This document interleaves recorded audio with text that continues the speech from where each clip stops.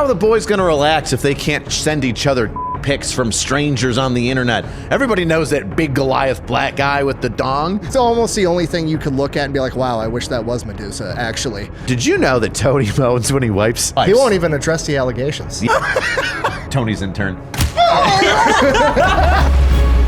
Say hi to Eli. He's racially ambiguous, and Brandon, his hair is fabulous, and Donut, a dark joke disposition, and there's a fat electrician. Welcome to Unsubscribe. Hey, what's up, everyone? First off, you all are doing fucking amazing on the fitness challenge. Keep up the awesome work. Without going too much in detail, been really busy, really busy.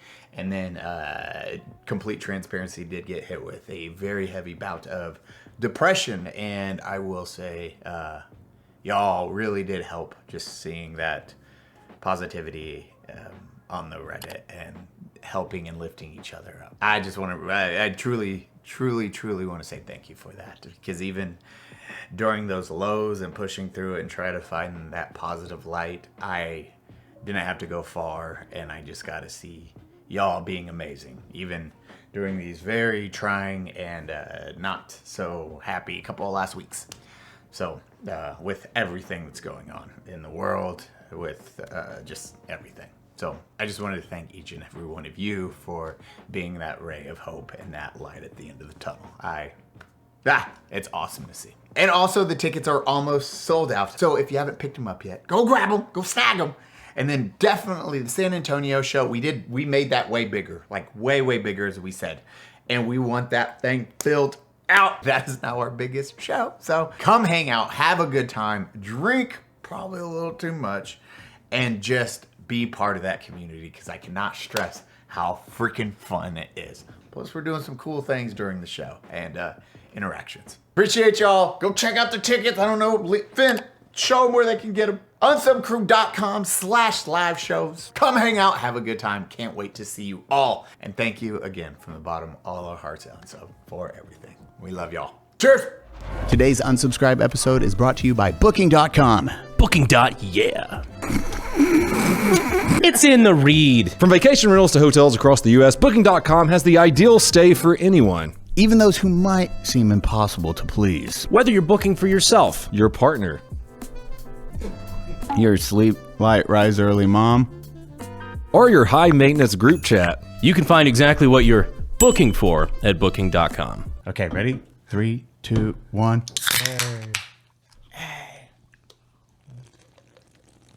I just saved the podcast, no problem. No worries. It's not bad. What is it? Tequila smash. It's tequila and soda water instead of a normal White Claw, which is malt liquor. Yeah. That I was just thinking, that did taste pretty good. Man, that has no sugar. I've been telling you guys to do it with noons, but you're like all, I don't know, naysayers. Hey, they're actually going to sponsor us. Who's that? Really? Really? Yeah, the tech. I didn't know that was going through. They got kicked. I've been shooting them for And free we for said years. yes, Well, right? that sounds bad. Okay, now it's. Yeah, they actually asked us. Well, it's which is about damn time. I know. Finally, after getting into the. What a Pentagon. fantastic beverage. All it took was Sydney Sweeney to put out her quote-unquote Nazi ad, and they're like, oh, being edgy sells stuff. All right. Who knew fat white tits were so bad? Am I right? Welcome back to the Unsubscribed podcast. I am joined today by Eli Doubletap, Rich Angry Cops, myself, Brandon Herrera, and Nick the Fat Electrician. What's up, bitches? We're here again. Marketing is finally rediscovering sex sells. It's fantastic. Who would have thought the hot blonde in jeans with G tits would have been like, wow, a lot of eyes on that. Nah, give me Dylan Mulvaney. Yeah, I want stringy trans balls. You think he's still got his nuts, or is it just sausage and no beans? I try to spend very little time thinking about it. I constantly think about what's going between his legs. At least that's what Twitter says. Yeah. Pillar and no stones. Did you guys see the New York Post had like this article kind of go viral where it's like this girl? Now all I could think in my head is Rich pulling him over. I need it for my police report. Pull it out. Get out of the car. Just Frank, or is there a side of beans too? I'm gonna have to pat you down. It's like an empty wallet. I'm so sad now. You think when I get like up and under in there to like pat him down, he's just go, Cough.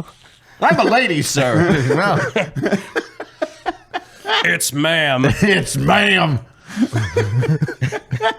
Yeah, the New York Post did this article that kind of went viral, and it's this Instagram hottie, quote unquote, that's like, I go and date on dates with other dudes that are already married or dating somebody because the girl sets it up to see if they'll cheat on them. And then I looked at it and I was like, these are very, very good airbrushed, like perfect makeup photos. Who is this person? And it took me 30 seconds to be like, this chick's got a dick folded underneath her fucking sniz. And it was a trans person with like huge fake tits. And yeah, so guys are being tricked by a dude. And their girlfriend. Yeah. Like you two are dating. Yeah. Obviously you're the man.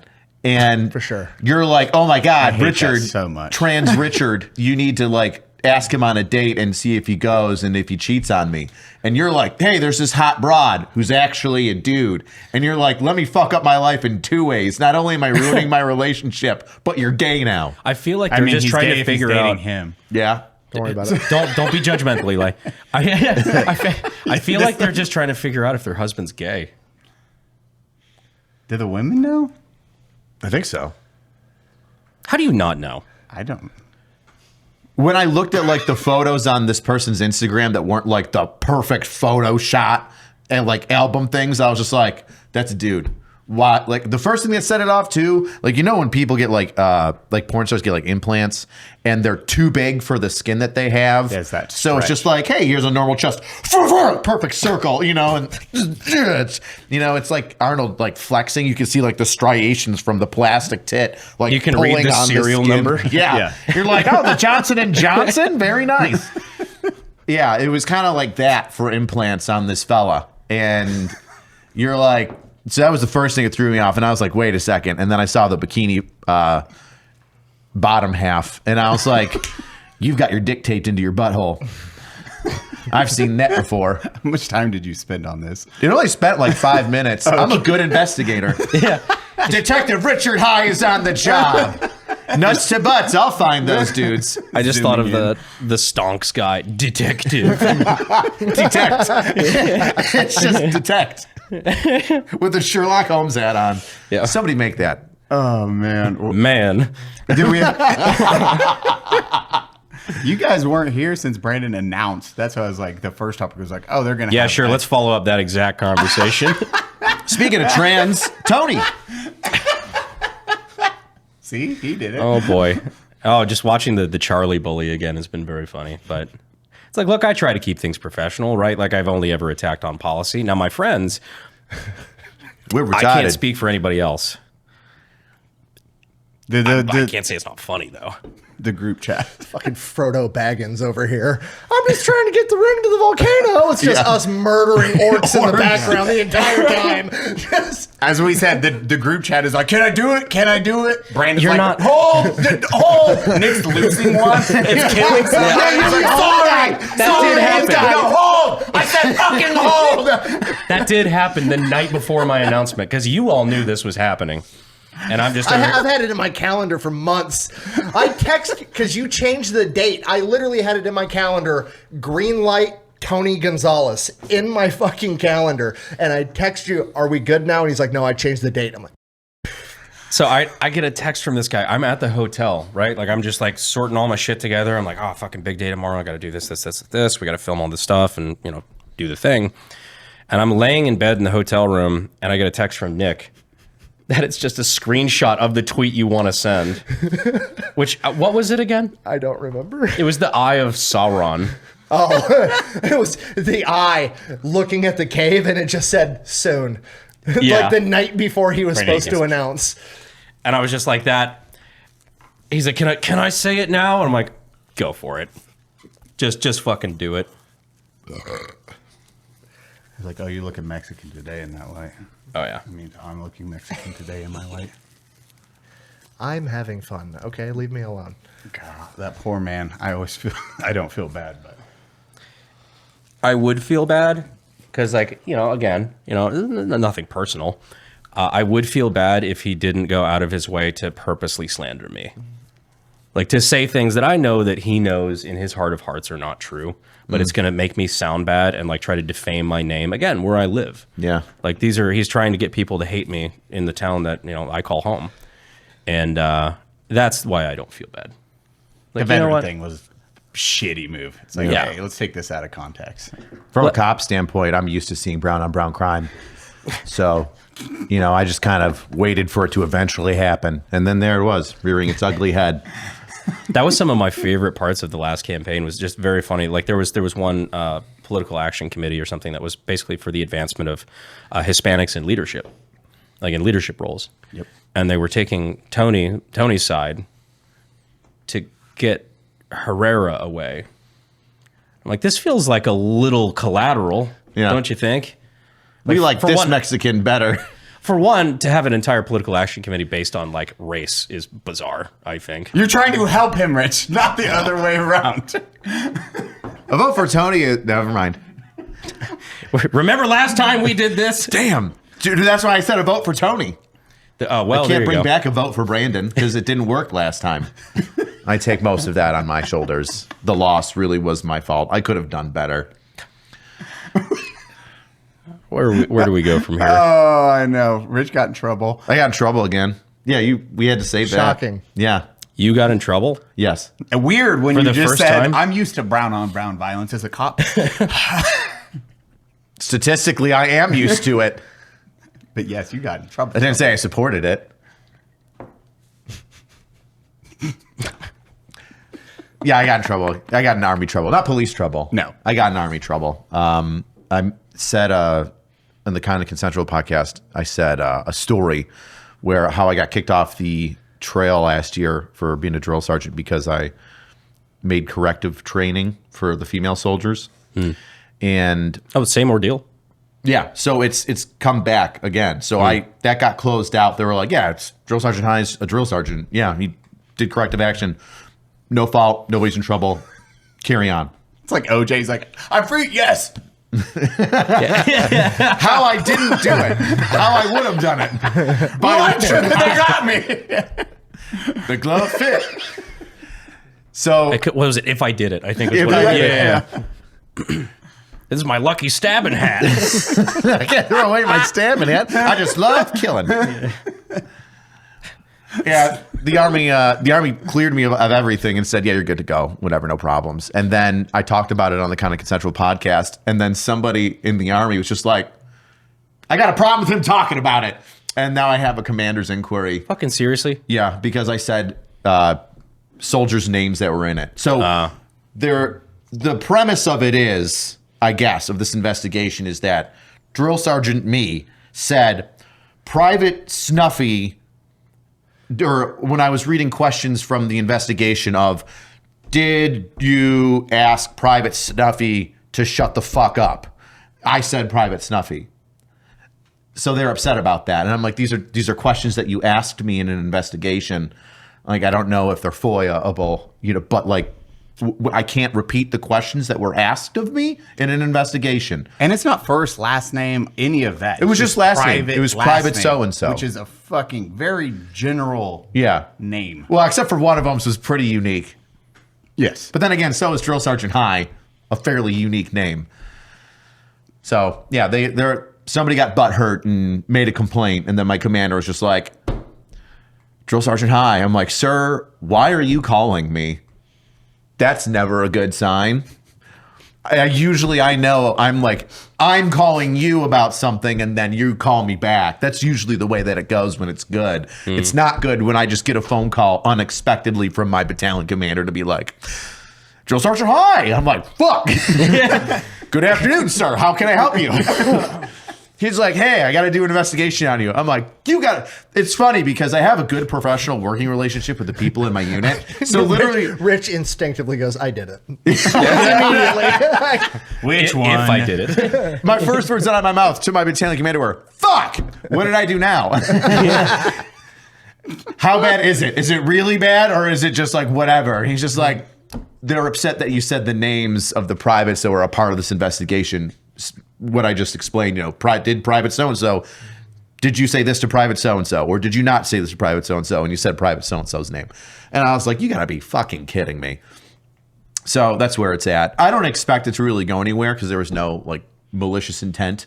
But at the same time, like if these people, these troops like go to their units and their NCOs are like, hey, maybe we don't bitch about being yelled at in basic training because this unit is the real army and we're going to say words to you. And maybe it could be a learning experience. Sure. Imagine being that sensitive in Pete Hegseth's army.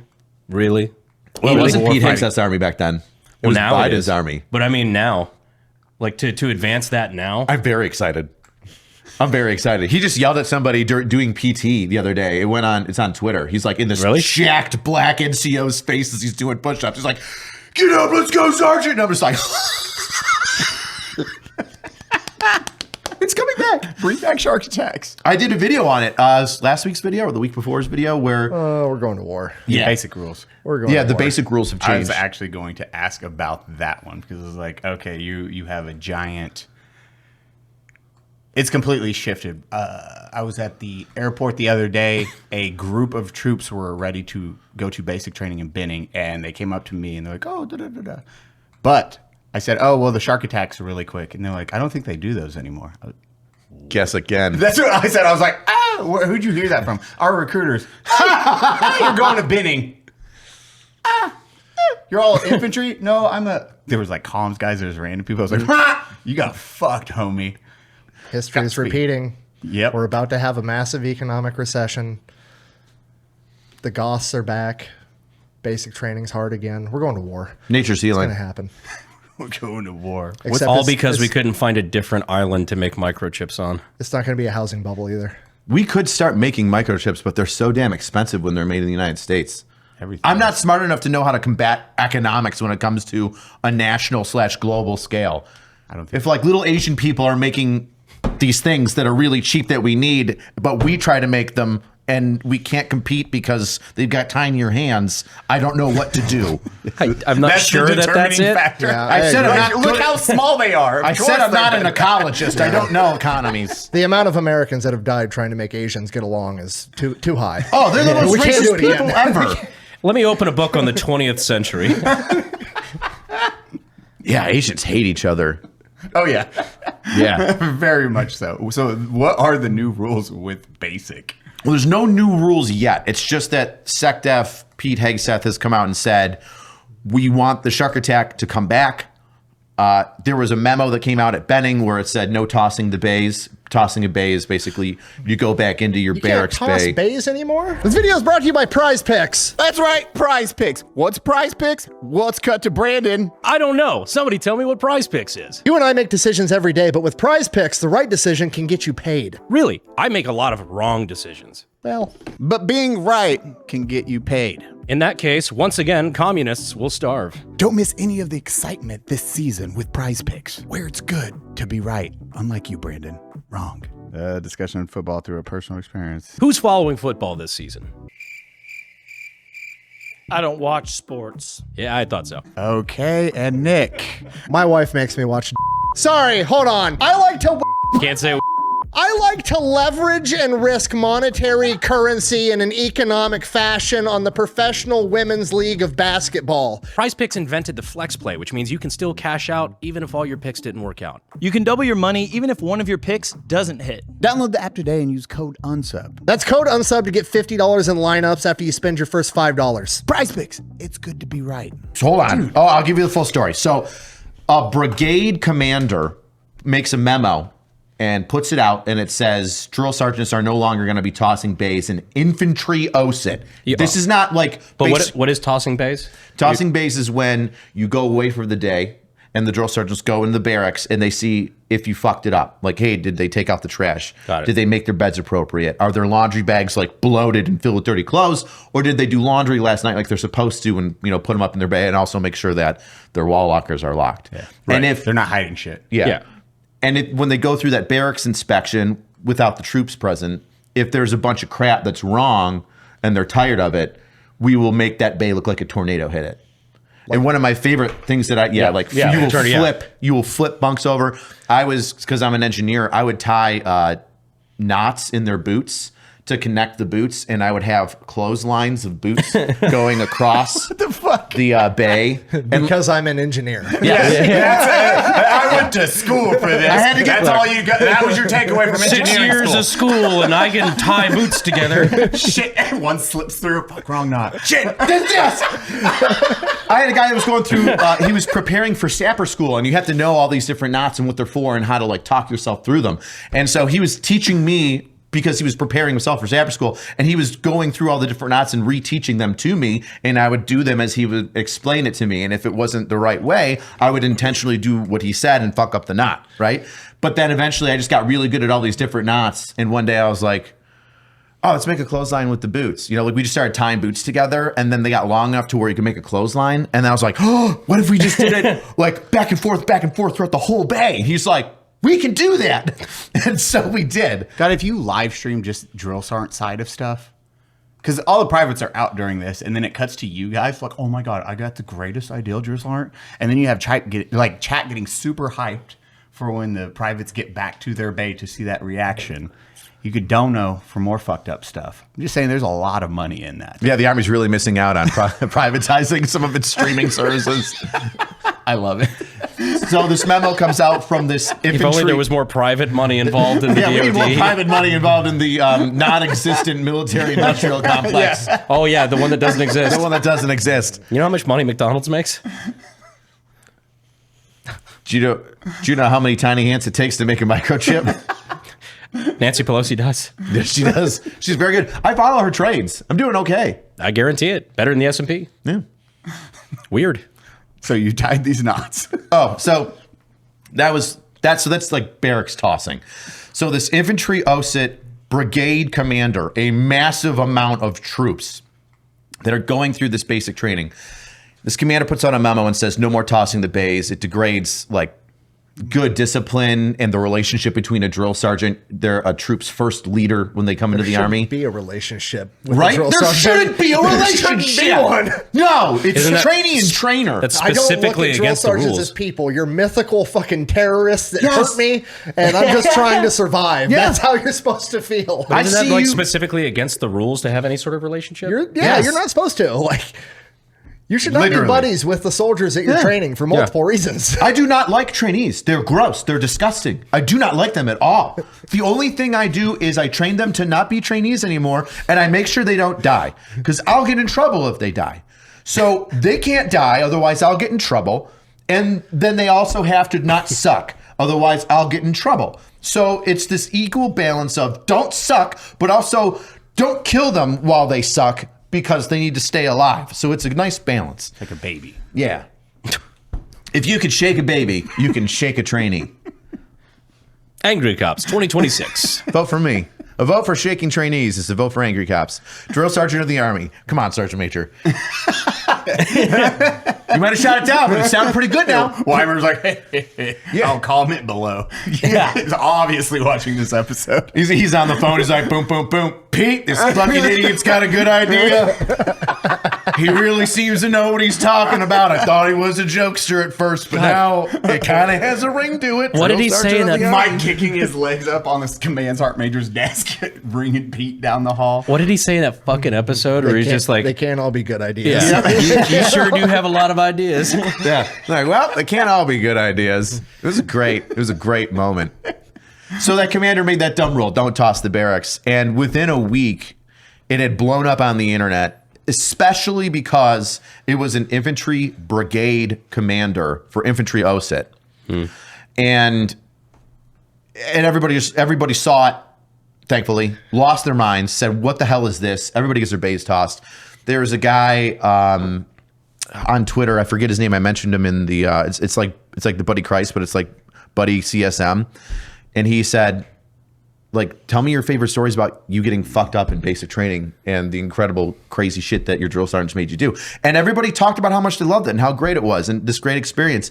And what that brigade commander was doing with that memo is he's taking away the opportunity for us to give people these rites of passage to say that they're a soldier and to connect with the people around them in this community, right? You're taking that away. It's that type 2 fun kind of thing where it's like, oh yeah, no, it sucked in the moment, but like everybody bonds over it, and like you look back 10 years later, like that was a great fucking Even in the moment when it's sucking, you're kind of looking at each other like, There's nothing better than the person next to you leaving their wall locker unlocked and all their shit is fucking everywhere. And you're like, ha!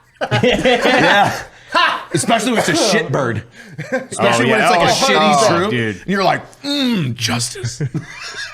But you don't say it. You can't smile or anything. You're like, afterwards, I'm going to make fun of this. Yeah, because if I catch you smiling, I'd be like, oh, you like your buddy stuff getting thrown around, huh? Yeah. Oh, you like watching your buddy get fucked up, but not you? Beat your face, Cuevas. Beat your face. You know? Exactly.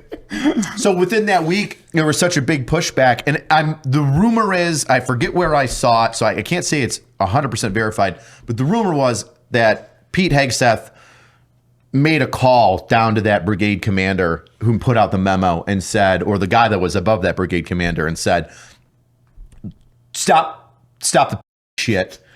It's infantry basic OSIT. They're going to get their base tossed. And immediately there was a rescinding order for that memo within a week. It was nice. As you know, regarding previous memo number 419, memo rescinded. See Command Sergeant Major so-and-so. And you know what happened the day after. Oh, everybody was watching that battalion or brigade commander and sergeant major walk through the freaking post and just going, retard. It reminds when I was in guard, we had a new LT come in, and he's a great dude, liked him a lot. But his first day, he comes in, he's like, "Oh, I'm pretty easy going. I just have like 2 pet peeves. One, I don't like people sitting on tables," and like there was like 4 of us sitting on a table, so like we hopped up. Okay, no big deal, whatever. He goes, "Second thing, I don't like you guys looking at or anything on your phones." And right as he says that, the commander was like poking his head in the door, and he goes, "Hey, that's not a rule." And every like kibosh on the entire thing. Just a room dead quiet, like. Jesus Christ. I like how your commander came in and was just like, let them see tits. Pretty much. It's a whole new meaning to the word goon squad. I don't want to see any more penises on people's phones. You could put penises on phones. Oh, man. Just smacking the layup right out of the fucking air. From the nosebleeds. How are the boys going to relax if they can't send each other dick pics from strangers on the internet? Everybody knows that big Goliath black guy with the dong. We can't share that meme. Oh, my God, I think I've told this story before. The funniest Army prank I've ever seen was one of our cadets was a college wrestler. He was fucking jacked, absolutely shredded when he was shirtless. And he had just got back from vacation right before AT. And he had all these pictures taken of him on the beach, just jacked as shit, looked great, and he had just uploaded them to Facebook. He's a cadet, Mr. Squared Away. He had his phone put away way before everybody else, before we were going into the field. So some of the guys in the platoon took all those pictures off of his Facebook and put them on a Craigslist men's seeking men's ad with his phone number and asked for dick pics. And then we went into the field for 7 days. His fucking phone had a seizure when he turned it back on. Miles and miles of dick got sent to that guy's phone. You know it's a lot of dick when you have to measure it in feet. That's 5,300 and some odd feet of dick. I've been so mad at my friends. So mad. I'd have been laughing. Really? Oh, yeah. I'd have laughed. I'd have been like, oh, my God. Those voice messages? So the only thing that would have fucked me up is like the buttholes. Are you 'Cause ovulating?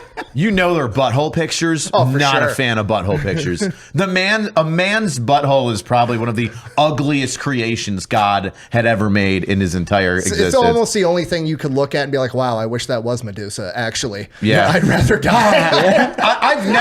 I've never intentionally looked at a man's butthole, and the moments that I have looked at a man's butthole, I've been like, oh, why? Well, thanks to you, all of San Antonio's seen a man's butthole. That's not true. They couldn't see it through the forest.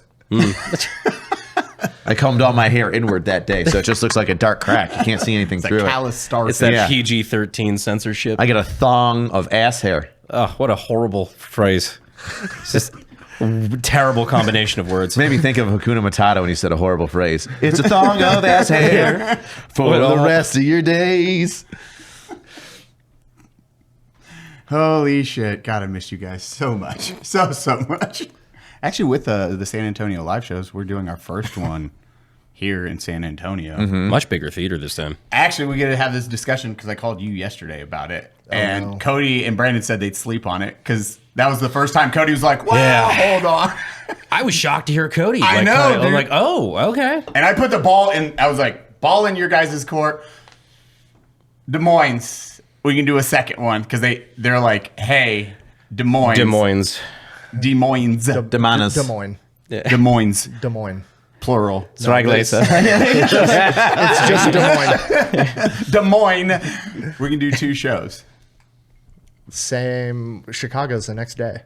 This is the same night or the day before. We get to make the choice on all of it.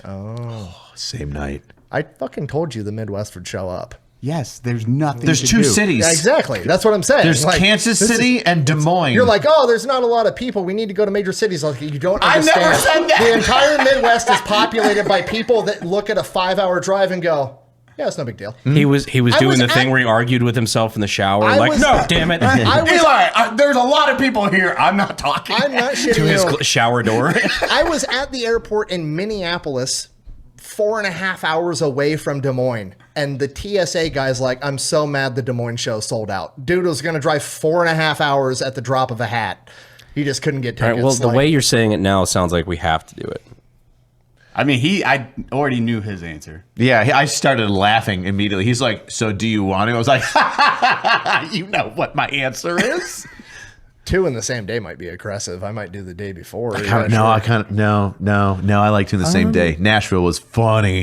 Fuck you. Dude, Nashville was a good time. Without VIP, it's not bad. Do we offer the tickets to the people that already bought tickets so you could see Unsub and then Unsub super fucked up? Super fucked up. Wasted edition. The bloopers reel. Uncensored. We're gonna tell the same stories, but this time we're fucking hammered. So you know there's going to be tangents. Last time we didn't even tell the same stories. No. We were too shit-wrecked and it changed. I don't remember. I can't tell you. Yeah. It switched a lot. They're like, it was a different show. Yeah, I we remember remember show. 2 different shows. Specifically saying, like, yeah, this is not scripted. None of this was. They were like, we had like an outline for the first show. This Yeah. is like, we're an hour into the show and we've gotten a quarter of the way through the shit we had put down. How fast did Des Moines sell out?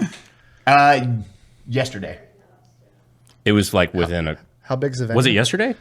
Ben, let me double check. I want to say it was yesterday. Yesterday at 12:05, Des Moines sold out. How many seats?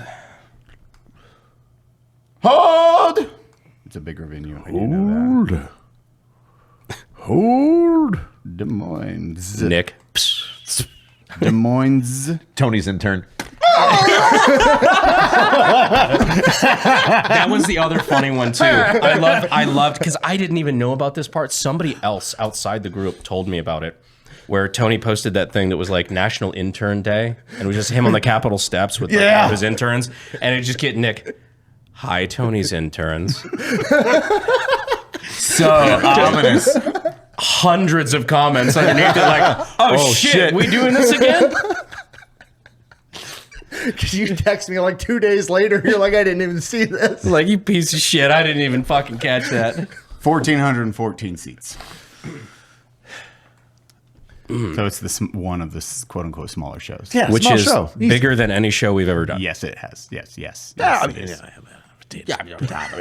no big deal. It's just adding 200. I'm not good at economy, so Oh, what if we cancel Chicago? Go to Des Moines. No, yeah. Yes. Jesus. Just start a war. what am I gonna do with the new pistol that I bought? A war in Chicago. I'm gonna have a special merch made just for Chicago. It's gonna be a deployment patch on the shirt. I'm just saying, I'm not saying. I literally wanted to give you guys the option on this one, and Cody's response was the most surprising because Brandon was there. What did Cody say? Do you like a mouthful of hard wood? Yes, go on. Then boy, do I have a product for you. I'm re-enlisting in the Navy. No, not this time. Oh. The product is Fume. What's Fume? It's an amazing device for those trying to kick those nasty habits. When you said hardwood, you actually meant hardwood. I'm sorry to disappoint, but yes, I mean literal hardwood. I love hardwood in my mouth. Wait. You know what's gayer than hard wood in your mouth? Dying from cancer. Fume has an award-winning design. There's no battery, no chemicals, just flavored air. Dial that airflow with the clickies. Brandon, you ever tried maple pepper? No, I like crisp mint because I'm a coward when it comes to flavors. Cody, what's your favorite? I don't know about flavor, but John C. Fume told me it was sexy and sleek. That is a sexy and sleek piece of wood right there, Cody. Oh yeah. Put it in your mouth. Suck that flavored air. Quit cranking your wood on camera. Start your guilt-free journey with the good habit and use code UNSUB where you can get a free gift with purchase and start your long overdue breakup. Just head to tryfume.com/unsub and use code UNSUB to start your good habit today. I was blown away. He Cody was like, said maybe. well, yeah, basically he's like, oh, you know, maybe we'll look at that. I'm like, whoa. Yeah. At first it was a no, and then the amount of seats and everything, it's like, Before the question left your mouth, I said no. yeah, You're like, all right, so just put it out there. I have to. We have the ability, because the Des Moines show sold out so quick. I said, no. Everyone said, no. Like, here is everything. You laid it out. I'm open to it. Well,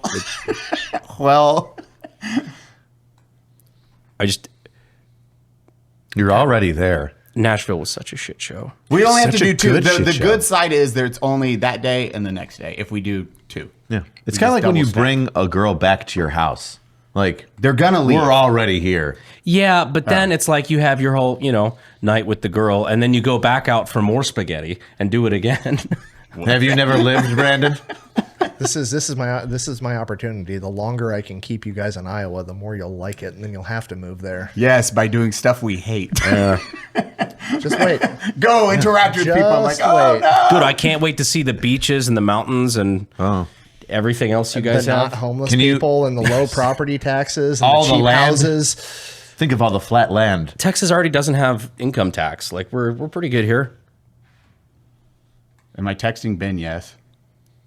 No, not yet. Okay. These are questions I need to run by my wife. Hold. Can I leave earlier in the day?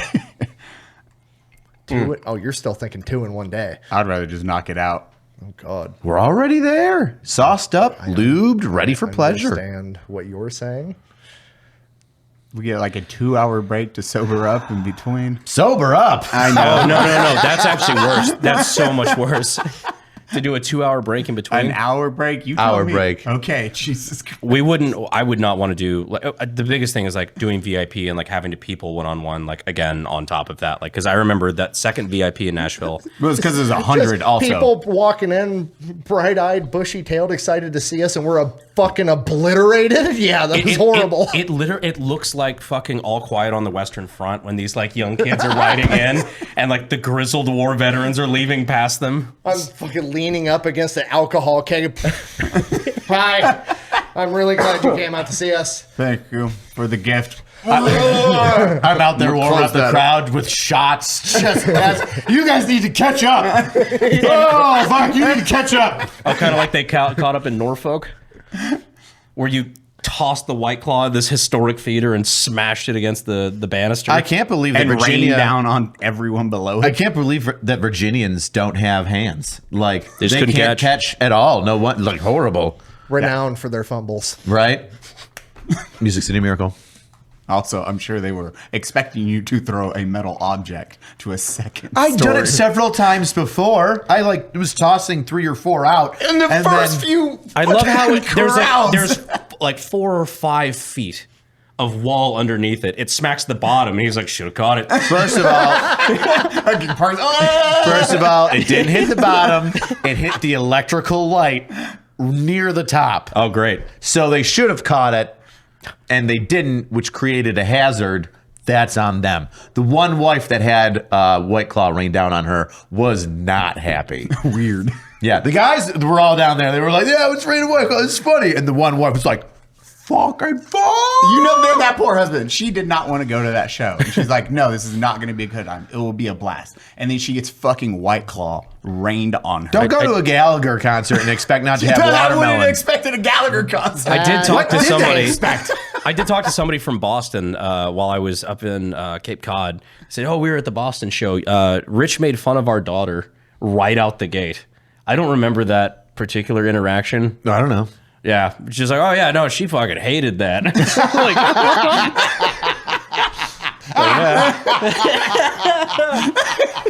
I'm like, well, you know, I love that she hated it. you just send the f***ing drill sergeant out to the crowd. It's shit happens in the fog of war. Oh, man, I will say I really enjoy getting to meet all of the women that show up to the show just because it's like there's a distinct difference. 20% are there because they're our fans, and the other 80% were dragged there by their husband. And you can absolutely see. tell by body language and everything else. And you know who loves targeting them? Rich with the fucking superhero bit at the end. God, I love. Look, I can tell when people are uncomfortable, and it is so much fun to go up to the uncomfortable people and make them worse. Anxiety, man. Tell me your deepest, darkest fear. Well, that's going to happen. We'll see if we do too. After this, I will figure it out. That's, But yeah, go buy your tickets now. They might be sold out by the time you see this, whenever it airs. This is true. Thank you. But Mr. Nick, what was the segment you were talking about earlier? Because you were like, hey, depending on when this releases. Oh, the economy is going to crash. Oh, so, I'm convinced. wow, that's more scary when it's we're filming this right now. Go on. Yes. How's it going to crash? So Is Arizona IC going up? Worse. Oh, how can it be worse? So, in 2008, the housing bubble market crashed, right? And the great. reason that it crashed was because banks were getting subsidized loans through the government, and basically banks were giving out home loans to people that probably shouldn't have been getting those home loans. Yep, And to then everyone. They would bundle those together and sell them as an asset, right? did And a this led movie to on the it. housing bubble crash. So the root issue is finance people figuring out a way to loan people money that they probably don't have or shouldn't have, and them not being able to pay it back, right? That's what crashed the entire fucking economy. Because they don't care if it defaults. Essentially. I feel like you're about to hit on the Uber Eats thing. Yes. Do it. Wait, what? Oh, yeah. Do it. Do it. The fact that you can get a loan on a fucking pizza. The burrito bubble is about to pop. The burrito bubble is about to pop. Why you got to say that? oh no. Wow. Cause The burrito bubble already popped. Trump's in office. Oh, I thought that was code for pregnancy. Honey, the burrito popped. How? You gotta get the burrito popped. Because like the Klarna- condom exploded. Yeah, so I see. now Klarna, one of the 3 buy now, pay later programs out there, is like $170 million in the red because nobody's paying shit back because Weird. you let people finance burritos and you're shocked that they didn't pay you back for it. And it's like, Look, if you're a credit institution and you're looking at all these signs of whether or not this person is, dependable and will That's the pay thing, their they're bills, not. right? Well, here's my Yeah, go ahead. You're looking at credit. You're looking at payment history. Like, all right, your depth of credit, your credit history, Skin I'm color. pretty sure the fact that they would want to finance a fucking burrito is the biggest red flag you could possibly have. they're not. Then that's the other thing is like a lot of people do it because they think that if, I'm going to finance this fucking burrito because it'll positively impact my credit and I want to build credit. That's not how it works. that's 100% how it works. No, it's not. They're not. I know economic, so I know that that's how it works. Just like you're an engineer, That's you right. can tie shoelaces. I'm very good at knots. Bridges are made with knots. They don't. They're not. Some of them are. What? Rope bridges. Haven't you ever heard of a rope bridge? This guy doesn't know anything about bridges. What an idiot. He's going to try and run for mayor? Let's go around San Antonio and see how many bridges are made with knots. They're not. See? Now nobody knows whose side I'm on. They're all Bailey bridges. A lot of them are Bailey bridges. You wouldn't know what a Bailey bridge is. You probably just think it's some place that Irish people drink cream. Sorry. That was Jesus there. Christ. That was for It was me. right That there. was for me. It was not a good joke. but but that you was for forced me. it out. Go on. I don't know where I was. We were talking about burrito bubble popping, which is yeah. not an analogy of a Mexican condom bursting. Yeah, no, it's going to pop. They're like $150 million in debt and they're starting to. So when you buy a burrito, they don't report to the credit agency that you paid back the burrito, so it doesn't positively impact your credit. Can it negatively impact your credit? Technically, no, unless they go to they collections. report it to collections and sell off the debt, which is what they're doing with $150 million in debt. So now everybody that already can't afford anything definitely can't afford anything because they didn't pay back 75 cents on their fucking Chipotle order from February. And then that is going to be with fees immediately, like $30, and then affecting your credit for years to come. I did not know that you could also get a loan for a burrito. It's insane. But Nicholas, how can we prevent these people from the right that they deserve, their God-given right of getting food delivered to their home? God, I knew that was coming. I did this on Twitter. I love posting like slightly related shit on Twitter before a Fat Files video so I can hear all the stupid fucking arguments I'm going to get beforehand. Some idiot got on Twitter after I like basically condensed this conversation down to a tweet and is like, DoorDash is a necessity. I swear to God, this was the real talking point. DoorDash is a necessity, and you're a YouTube millionaire that can't understand the struggles of the 99%. And it's like, I have the constitutional right to make a minority deliver me food for more money. Exactly. Yeah, you got to pay extra for a white. Having a private chauffeur for your fucking Chipotle is a necessity. Yeah, and apparently. I don't want Imam Kabenanagov sending it to me. I want Stephen Smith. So I'm going to pay that extra 10%. I don't want a guy who sounds like he could beat Sean Strickland in a fight. I don't want to be the guy. I don't want a guy that sounds like Sean Strickland's making a negative racial stereotype about to deliver me food. Oh my God. I don't want a guy who sounds like the guy who's going to kick the ass of the fighter I like. So yeah. So what was the other defense? What? How many people were defending this or thinking it was okay or... So it's literally just people trying to justify their shitty behavior. So this guy's argument, because we got into it on Twitter, he said, you need to understand that disabled people, it's their only option. I'm like, first of all, no, it's not. The fuck did they do 5 years ago? Disabled people have been around forever. DoorDash is new. Meals on Wheels is a thing. Most grocery stores deliver groceries. If you were ordering groceries and I was saying that grocery delivery services are bad, absolutely. You have a great point. Getting fast food delivered to your fucking house is not a necessity. And I was like, that's less than 1% of the population that is so severely disabled that they need a food delivery or they'll starve to death. He's like, wow, you think only 1% of people are disabled? Yes. Yeah. And then I go, at Grok, how many people are so disabled in the US that they have to fucking have food delivered or they'll starve to death? And he goes, it's hard to narrow it down, but it's definitely less than 1%. He didn't. Ta-da!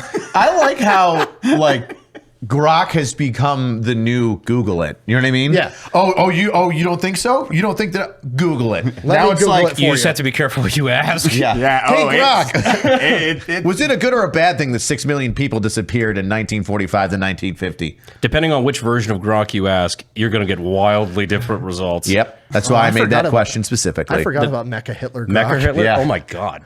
It was... What a wild time. I also like you can make Grok do it in different accents. Yeah. Oh, that's my favorite. Can you I did. You didn't know this? about You can say now. Say it in a Jamaican accent. Hey, mom, and it will do the entire response in that. Oh, but it won't say it out loud. It will type it as if yes. Yeah. Oh, okay. but you could tell. I say a boy. Yeah, I usually Foghorn go, Leghorn. I usually go with Foghorn Leghorn. It's great. Hey, Grok, will you explain the Second Amendment like Foghorn Leghorn to this idiot? I say the free right of a people to get their goddamn shotguns. Yeah. Boy, ow. I was really hoping that it would, because I was hoping it was like going to be text to talk, where it would give you a voice that it would respond with, and then I would be like, I want you to read this off as a person that has severe cerebral palsy. You know, it has to be fair. All right. While you ever get in trouble. What's that? I'm a free speech absolutist. Oh, I know. How dare you not let the differently abled talk or have a voice for them? Rich is the fucking guy from that skit where he's just like, all right, so I want the Second Amendment explained to me by Sydney Sweeney, grown approximately 30% larger than normal with a full bladder. Safety features off, go. I just want a person with cerebral palsy to tell me about the Second Amendment. The Second Amendment. Sorry. Dear God. It's just, they have a speech How do you still have a impediment. job? Ever. We have a very good union. I'm with Malice now. Hashtag free speech. So I only saw about 3 minutes of that debate. Yeah, a And lot my of people could not Good stomach for it. you. My favorite part was the cutaways back to you. Because you look like the fucking girl from that Chick-fil-A meme, just that. Your face is like in the back. He's like, I have a smart ass comment and a rebuttal and the knowledge that Sun Tzu said I should never interrupt my enemy when they're making a mistake, and they're all battling in my head right now. Yeah, yeah. You had like 80 devils on your arms, but the angel was like, please, just. No, it was great because the devil and the angel were like, he's doing a really good job on himself. Just relax. You have no poker face, though, the entire time. That's Just- the only way I could talk. He was saying so much stupid shit that I was like, I can't interrupt him because he's doing a really good job of making himself and his argument look dumb. So what am I going to do? I'm going to make faces of how I feel. And then hopefully the editor of the video will be like, look at the faces Rich is making compared to what Michael's saying. And my God, did the editor nail it. Nailed it. Oh, he nailed it. Today's Unsubscribe episode is brought to you by Booking.com. Booking.yeah. Cody, how much do we have to travel? We travel a lot. Actually, with the live tours, we use Booking.com to set up everything as we go on this next journey of life. Because God knows it's a lot of travel, and anything to make it easier is much appreciated. Brandon, so when you have to book for your partner, but they only want 800 thread count sheets? Oh, that's easy, Eli. Get a new partner. No, go to Booking.com. Oh. Before we had any sort of relationship with Booking.com, I have used the service before. Genuinely, sometimes they have really good deals. One of the great things about Booking.com is it provides really accurate reviews, like really detailed reviews. It saved me once. Cody, did you use Booking.com when we stayed at that sweet vacation home? Heck yeah. What else would I use other than Booking.com? Find exactly what you're booking for. Booking.com. Booking.yeah. Book today on the site or the app. It's one of the few times in my life where saying less got me more. It was, I 20%. like a lot of the stuff Michael Malice has done before. Like, don't get me wrong. Like, I agree with a lot of the shit that he says in other areas, but like just the 1v1 between you was... Showing up to a debate and then saying I'm not here to debate was peak logic. Yeah. I liked how he said that officers never use their discretion and were just rule followers. And then when I talked about a time that I used discretion, stated how he hates that I used my discretion. And then one of them was, police have all the power. They control the politicians. Also, That was the one that got me. I was watching that on a fucking plane, and Yeah. I made the face you made. I was like, what the fuck are you doing? Yeah, but defund the police was all our idea, guys. Got him. I really liked when he showed up in a police outfit to be funny and then brought a puppet to be funny. And then the second Rich made a joke, he's like, notice how he uses sarcasm to try to defuse the situation. He's going to have to use a lot of comedy to get his points across while he's wearing a fake fucking mustache in a costume to be funny. It was great. I'm just thinking of like, I know all sorts of cops who just love their county and city government and their DA. They're just always best buddies and they always get along. And, you know, they always have the police's best interest in mind. Wow. Every time. This guy really likes Michael Malice. Yeah. They're the ones who really, you know, the tail wags the dog. It's totally. You didn't, Michael did do a joke at the beginning, my mom. And I want to see Brandon's reaction. So I don't know this one. my interactions with Michael, this is behind the scenes. My interactions with Michael were not pleasant. I met him and Tim introduced Michael to me.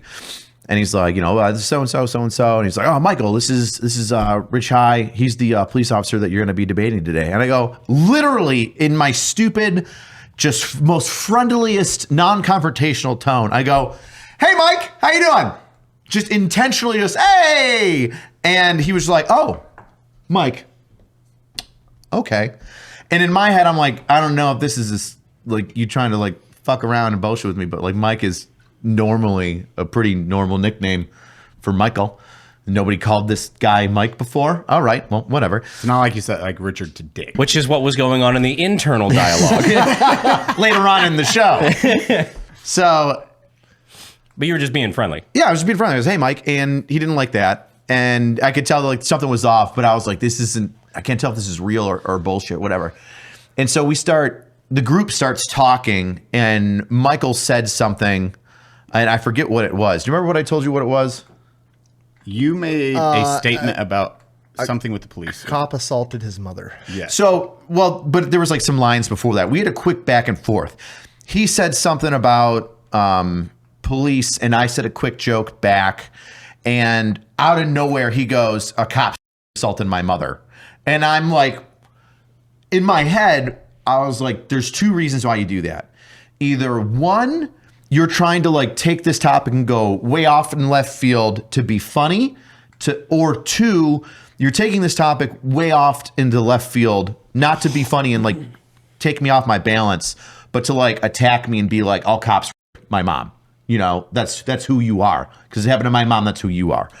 And so I was like, so either way, it's just a poor joke. And you're not going to get me, like, you can't get me to back off. So I'm going to say something quick and fast and is equally off color. So What did you say? I said, well, what was she wearing? God damn it, Richard. The audience is right now trying not to laugh. Yeah. You know what I mean? If you're going to be a dick and be like, you know, cops raped my mom, I'd be like, oh, geez, what was she wearing? You know? Duh. Huh? Was she asking for I it? cannot fathom why he didn't get along with you. Don't throw that in my lap. So, and then I knew that it was like some sort of weird trick because he's like, aha, you see, cops will always try to use, you know, their force over somebody, and they blah blah blah blah blah blah blah. And it was just a dumb line. So my problem is that that's a totally unrelated, like, just allegorical thing that it seems like that he's just throwing that out there where if you're talking about bigger points, right? He just throws something like that out there like, ha, you can't defend against this. we were just talking. This is just like I thought it was friendly, back and forth until he did that. And I was like, What was the conversation about before that? it was just kind of like talking about random cop stuff and some things going on. And then, like I said, it was he said something, I said something, and then like is a quick retort because he was like jabbing me with some like, you know, jokes or whatever.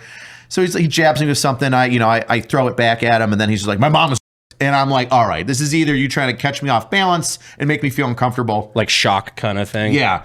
And be like, oh my God, I'm sorry. Or this is a joke. This didn't actually happen. And you're still trying to catch me off balance. So I was like, boom, fire something back. Did it end up being a real thing or? I didn't ask. I mean, if it's a real it's literally the kid in school when you were doing your mama jokes that said my mom died. Yeah. Mm-hmm. You're trying to make me feel bad, or you think this is funny. Yeah. It's the liberal equivalent of I'm offended for the people that aren't here in the room, so you can't do that. It's him trying to kill the joke that I said and stop me from being funny in the conversation because he wants it or he wants it to go somewhere else, whatever. So that goes on, and it's, radio silent for a couple minutes there. And then he starts, getting his costume on, and I think it's funny. I'm like, dude, that's funny. You were texting me. You were texting me as this was happening because I was like worried about how this whole thing was going to go.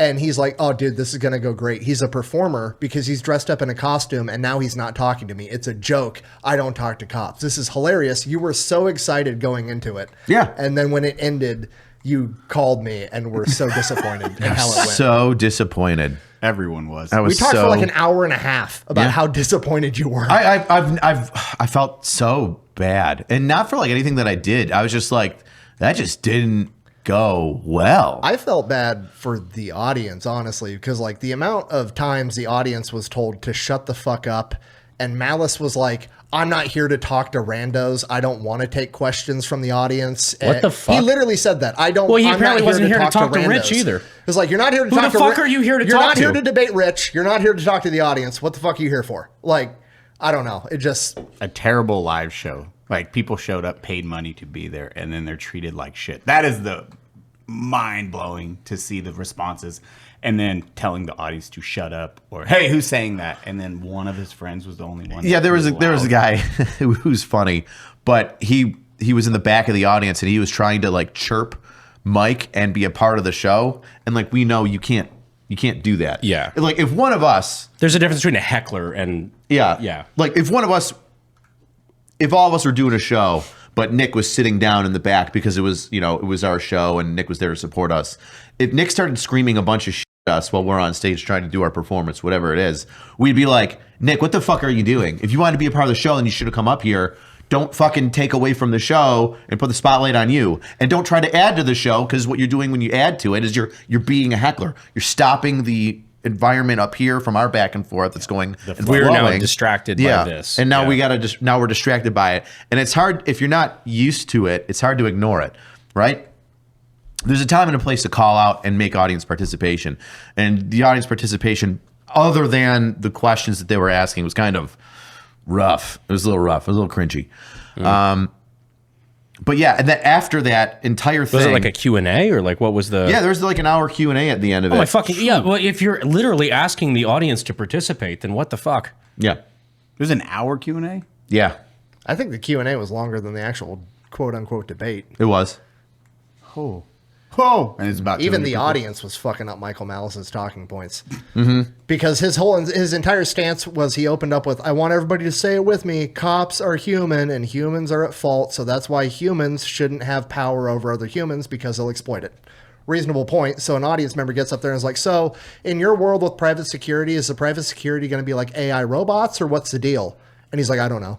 It's like, Well, The one that opened my eyes, and you brought it up, was who is going to defend against immigration?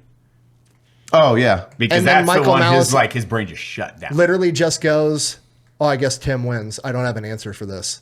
what? Michael Malice literally, like, because Tim Pool's the one that asked him that question, who's going to enforce the borders? And he's like, well, I think that a country needs to have strong borders, so there does need to be some enforcement there. And Tim goes, I agree. Who's going to do it and who's going to fund it? Like, who's the customer? And he's like, I don't know. And Tim goes, oh, so that's it? I win the debate? And he goes, I guess so. And then they just move on.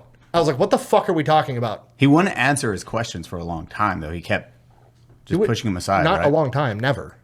He never articulated anything. or And he'd if- say like I put words in his mouth, which I Yeah, wasn't. and if you tried to clarify what he meant, he would accuse you of putting words in his mouth.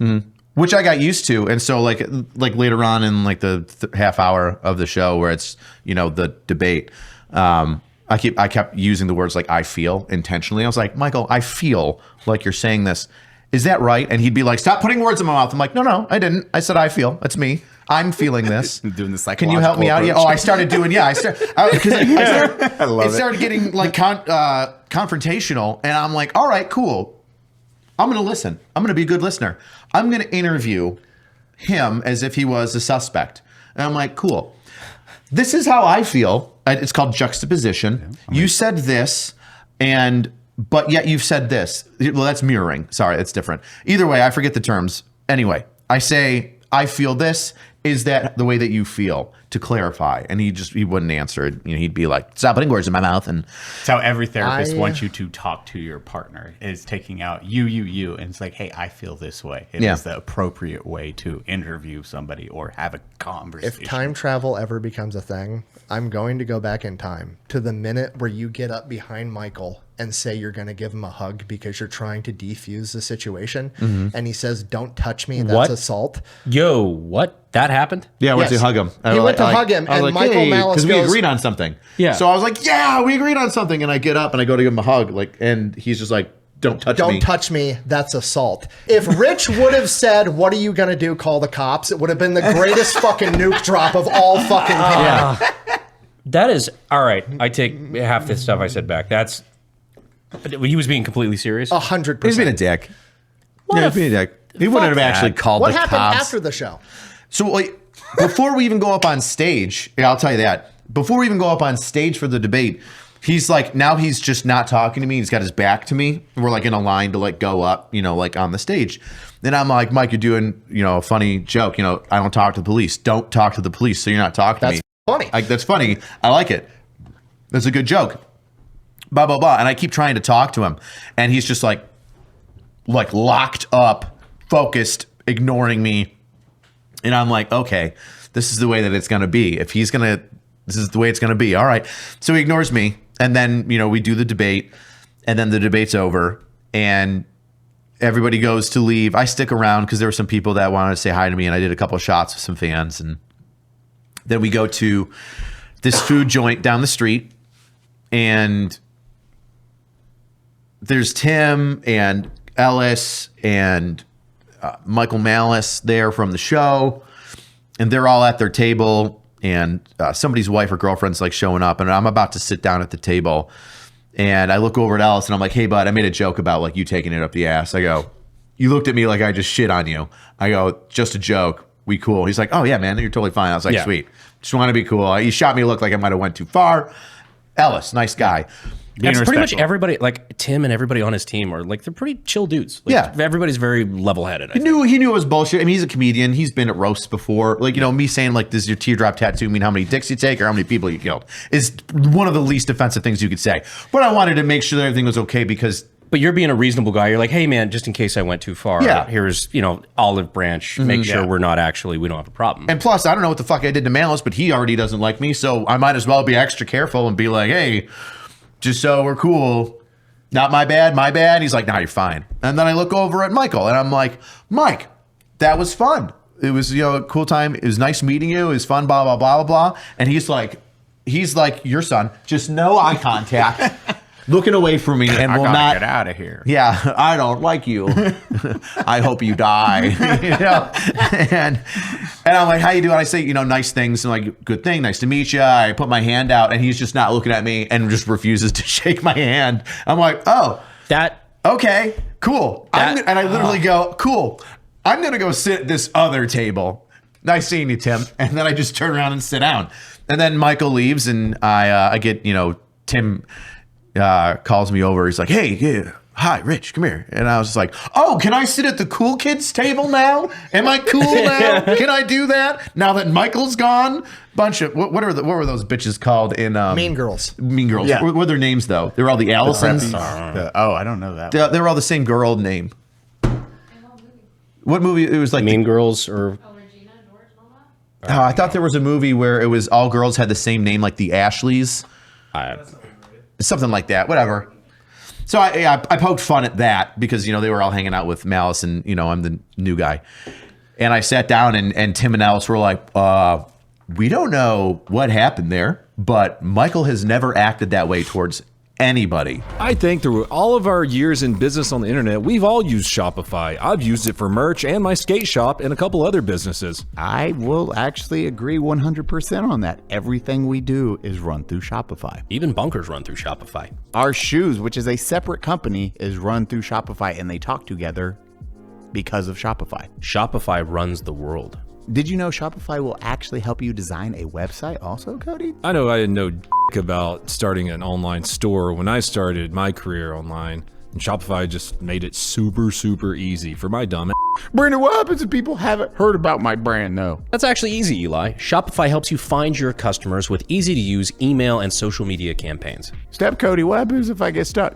Shopify is always around to share advice with their award-winning 24/7 customer service. Step support, bro. You got my back. And your front. Shopify helps millions of businesses around the world, and 10% of all e-commerce in the U.S. From household names like Mattel or Gymshark to new brands just getting started. Unsub shoes, Unsub merch, bunker. No, we've all been doing this for over a decade, and Shopify is the easiest e-commerce platform we've ever used. I think every single one of us has used Shopify at one point. I think all our businesses right now are using Shopify.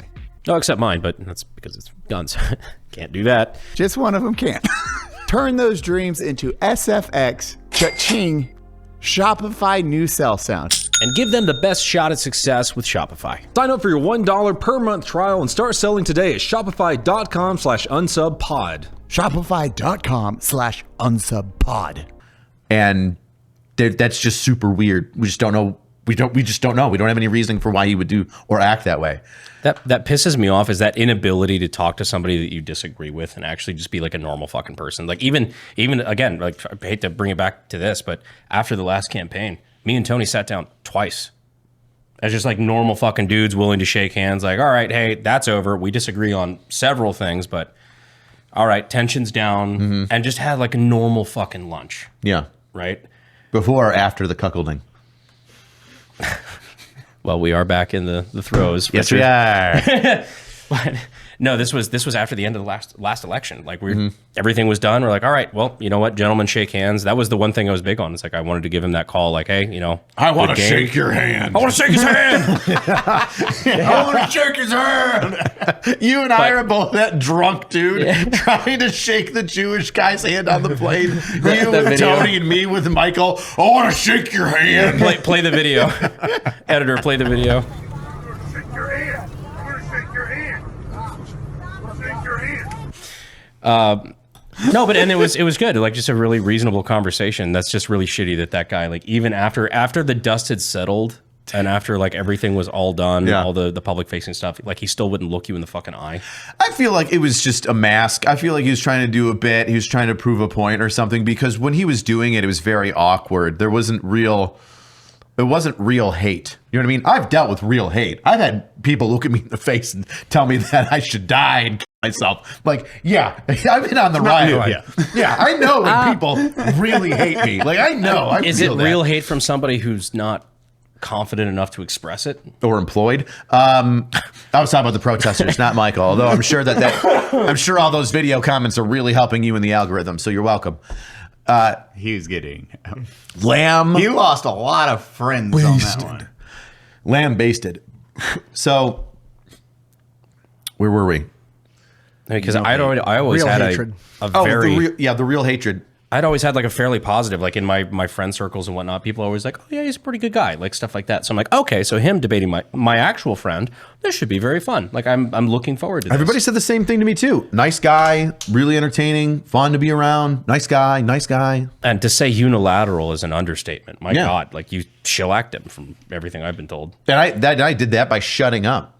So well, anyway, one of the things that Zach and Nick texted me right away. They were like, "We can't believe that you didn't like talk more." And I said, Sun Tzu, the art of war. If your enemy's making a mistake, don't stop them.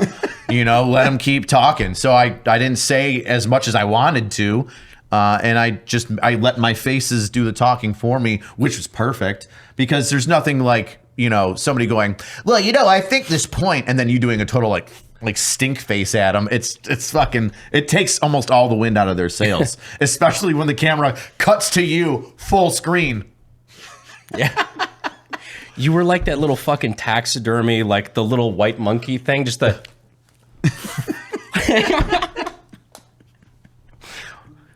Congratulations on that win. Yeah, my first debate. 1-0. Very nice. Yeah. Did you think it was going to be a little bit closer at all, or at least some pushback with some of the questions? I know we did a pre-viz of it. Yeah. And apparently that worked really better. It didn't work at all.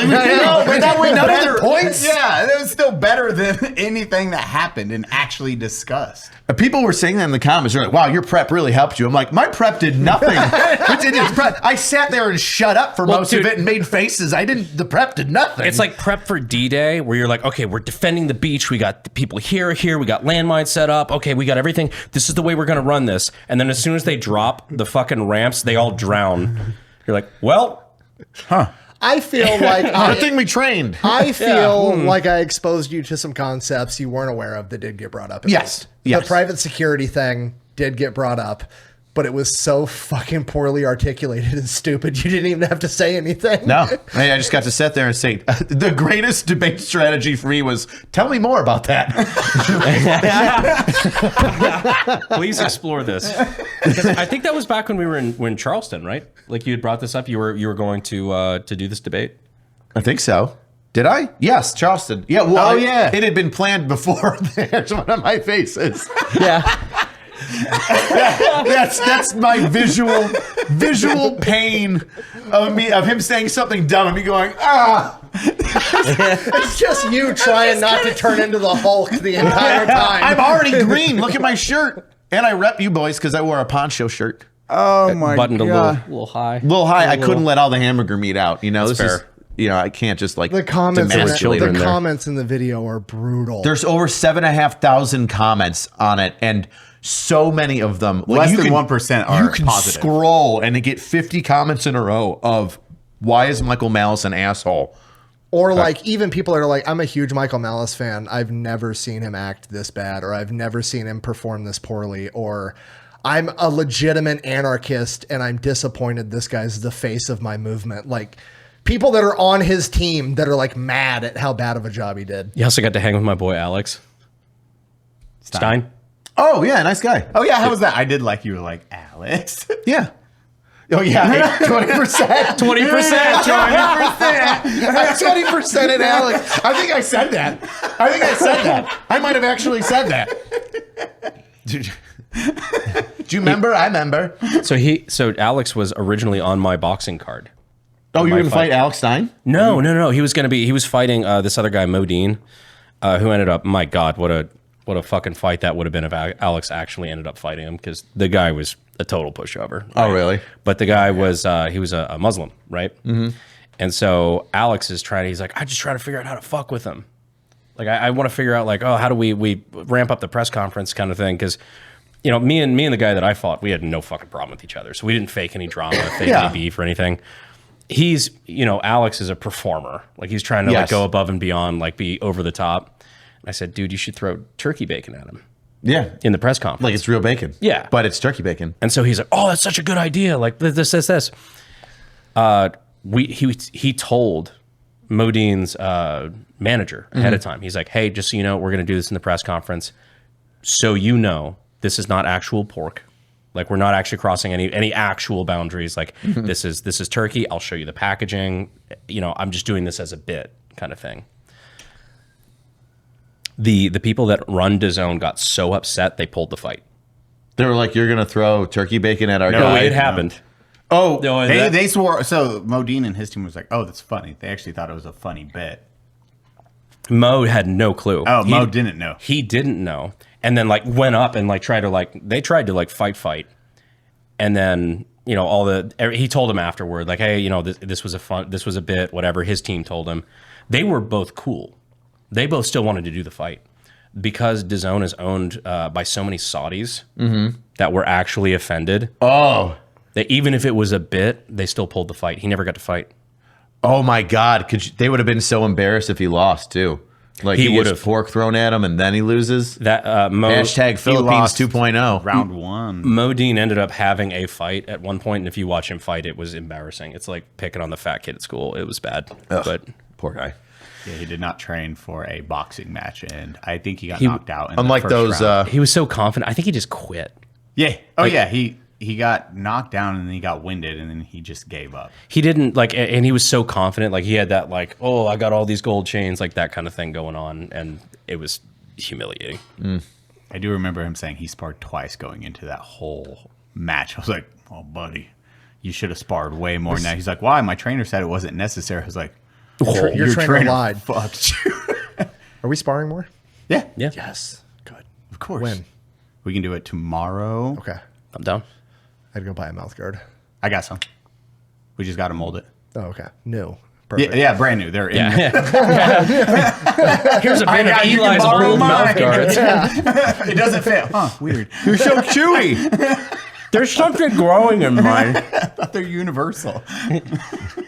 Why is there pinto beans? But yeah, we're going to go sparring. It's not plaster, is it? No. Drywall mud. Get him because I want to see him spar. I want to see JD DeLay spar. This will be good time. We've already said this on the podcast. Fighting JD would be kind of scary. I don't think I would enjoy that. I fought bigger guys. Fighting JD is his friend with rules and he has gloves on is And not fine. shanks, Having yeah. JD actually be mad and want to kill you would be much more scary. The guy who put rotten mayonnaise up his asshole might be a pretty crazy fighter if there's no rules. I'm not concerned about, hey, let's touch gloves and spar for 2 minutes as much as I am as like, oh, JD's upset at me and I'm going to have to take a piss in the same bathroom as him at some point. Look, my liver's been through a lot. It's never been through the non-business end of a pointed fucking Chick-fil-A spork. 37 times. Oh, man. I told you not to disrespect me in the yard. Dude, Nick, what's the next thing you're working on right now? I'm doing that Klarna video, and then I'm working on a Sergeant Stubby video. Sergeant Stubby is the Marines bulldog, is it not? No, Sergeant Stubby is the boxer from World War I. No, Sergeant Stubby, the boxer, the breed of dog. Yes. Mutt, yeah. Oh, was it a mutt? Yeah. It looked like a part boxer. It's part I know what boxer, I'm yeah. talking about. Yeah. Don't look at me like that. Get your know, the American first- history down, all right, Santa Maria. The first one. Which one? You got the first one wrong. Yeah. Well, there was only so many Sergeant Stubbies I thought that it was. This one. Yeah, I didn't go like down the list of all the animals. I was like, I don't know what's going on. War Horse? I like horses and war horse. I'm also like halfway through that Side Island book that I bought when we talked last on the podcast. Well, you were not. it's about to get real aggressive. You weren't fucking kidding. Oh. Just the way it's written, I'm like, this. Oh, the didn't- dude? This did not go through a publisher. You can read books and you can really tell when it's like, okay, there's 3 types of war books. This is third person, completely after the fact, by somebody that did a ton of research. All 3 can be good. There's ones that were written by a ghostwriter and consulted by the person that actually did the stuff, but they hired a professional writer to help them out. And then there's ones where just some grizzled veteran sat down and wrote how he fucking felt about it. And this is one of those to a level that I've never seen before. It's the most aggressive book I've ever written I'm in my entire genuinely life. not sure there's a single page without something that would be considered a slur. That's one of us. accurate. That is accurate. I'm reading it. I'm just like, any page you open it up to, just it's like the fucking GeoGuessr in India, like find a place on the map without trash. It's like, And poop. you just like open up that page, you're just like, There it is. There you go. Just some old guy on a typewriter, like one fingering it. And I told that dirty get off my motor cycle. Yeah. Yeah. There's a lot of parts of that book that didn't make it into the video. Yeah. A lot. How much are you? Did you talk about any black soldiers? No, there's nothing with black relations in the book, really. Oh, okay. I was really hoping. He goes in detail about he had an M1 Grand when he hit the beach and picked up a carbine off of somebody else and ditched his M1 Grand because he was a smaller dude and the M1 Grand is so much heavier and the carbine is so much lighter. Yep. And like just repeatedly, he's like, never should have done that. He goes, I'm having a mag dump every motherfucker I kill instead of 30 out of 6 going through your chest. Instead of a 30 out of 6 just dropping somebody. So there's all kinds of crazy shit in that book. That is the ultimate like 9mm versus 45 FUD lore there. God, I can't go against his personal experience, but I will say that if you're doing like the shit that he was doing, where you've got 8 dudes you're going up against, I'd take a carbine, quick reload, 20 rounds in the jungle, close distance, everything. Like you don't need the 600 yard capability of 30-06. Like, well, the bullet dynamics, maybe the ballistics were just worse at that 'cause period of time. you're also fighting dudes that weigh 90 pounds. It's true. So it's like 30-06, 80% of the energy is put in the tree behind it. Yeah. No. I wasn't there, but that's my thing. Exactly. I was like, I do whatever he wanted to do. After reading this shit, I'm like, you know what? That guy fucking says that's what he wanted. Fucking give it to him, man. He wanted his Harley. He definitely wanted a Harley. The best part was just going back and finding his commanding officer after the fact, like years later, just an old man talking about going out on patrol with him. I went out there with him because I wanted to see how it was done, and we went up to the mouth of a cave, and he starts yelling some fucking gibberish into the cave. I can't understand what the fuck they're saying. And I'm like, hey, what are you saying? And he's like, I told him to get the fuck out here. I'm going to blow them all up. It worked. It just like some southern dude just blown away. He's like, I'm never doing it again. Yeah. One guy runs out like a bayonet. They shoot him, and the rest of them are like, "Oh, that's a bad idea. He's a serious. Maybe we should listen to him." His English is not very good. Have you gotten to all the crazy conspiracy stuff and the Fidel Castro stuff yet? No. Oh, it gets so much worse. Oh, I'm excited. Is he now. going deep in? About 65% of the book is about his war experience. About 5% is about after the war. And the rest is the government has been seized by communists that are trying to erode American values. And He's it's not like wrong. 60 to 70 pages of it. And you're like, holy shit. This homie's You spitting. can't say any of this. Was he right? You got to read the book. Oh, he's kind of right. That's how you know it was self-published. He's like, now I get to what I want to talk about. Dude, legit, 100%. Epilogue. It's like, it's weird. That was called The Hook. I'm 2/3 of the way through the book, and I've just now gotten to the foreword. The epilogue. Holy shit, I need to read this. It's aggressive. Dude, I'm so excited for Major Capers. Caper? Yeah, Capers. Yeah. Sergeant Major James Capers. That'd be cool. That one's going to be dope. Are you going to interview somebody that's not dead yet? We're working on it. Yeah, he's coming. We have him As scheduled. opposed to what? When do we have He him? only does stories on people that You said died. interviewed. Not I'm like, yet. what? Yeah, he's interviewed some corpses. He's just poking it. Do some stuff. Actually, now I got to see the Major. Dude, he's got some of the coolest pictures from when he was in the service. Just him in his tan t-shirt with a big old stogie in his mouth, ripped as shit. Oh, I know who you're talking about now. Yeah. I've seen some of this shit. Yeah. He was the poster child for the Marines, like the literal poster child. Big It is black the, dude. We the talked black about captain, him. yes. Yeah, the black guy that I believe he was the first black man to receive in the field commission ever in the Marine Corps because he became an officer in the field. Because that was the thing that they're trying to get him a Medal of Honor. Yeah. Because they said the only reason he didn't get it was because of his race. Yeah, basically. Now I'm trying to find. He was one when I met him. The weirdest thing, I was like, oh, he was in a wheelchair. I was like, oh, hey, nice to meet you, sir. Been down and I look, he's wearing his medals. I'm like, holy shit, you got shot a lot. Yeah. He has 5 Purple Hearts just stacked. I was like, what the fuck? And then they started filming me in on what he did and his accomplishments. Homeboy just stacked bodies. The guy that helps him and walks him around or pushes him around in his wheelchair was like, yeah, he's the only dude I know that has a confirmed knife kill and then 2 sidearm kills. It's like, what? Now, Yeah. just to clarify something I'm not sure about when it comes to Purple Hearts, right? That's Obviously, not true. You've got lots of experience in that. fuck off, Rich. How many do you have? He's got like 8 or 6 now. You're obviously it's when you get wounded in the line of duty, right? Yes. And it's separate It has, events. that's that was the clarification so it has to be each separate event you've been shot or wounded or shrapnel, Yeah. whatever. So like if you get shot 9 times in one battle, it's It's one one. Purple Heart. Yeah. You don't get like 1 per bullet. So it's an engagement. So even if like you get shot a bunch and then like on the way out or like an hour later you get blown up again, it's still just so like one. Roy one Purple Benavidez Heart. would have got like 1 Purple Heart for that day when he was in a 7-hour firefight. Damn. Okay. Yeah. I figured that was probably the case, but I wasn't sure. It'll be around the end of October if that works, or we can do early September. Whatever works for him, I'll figure it out. Yeah, that's what I was.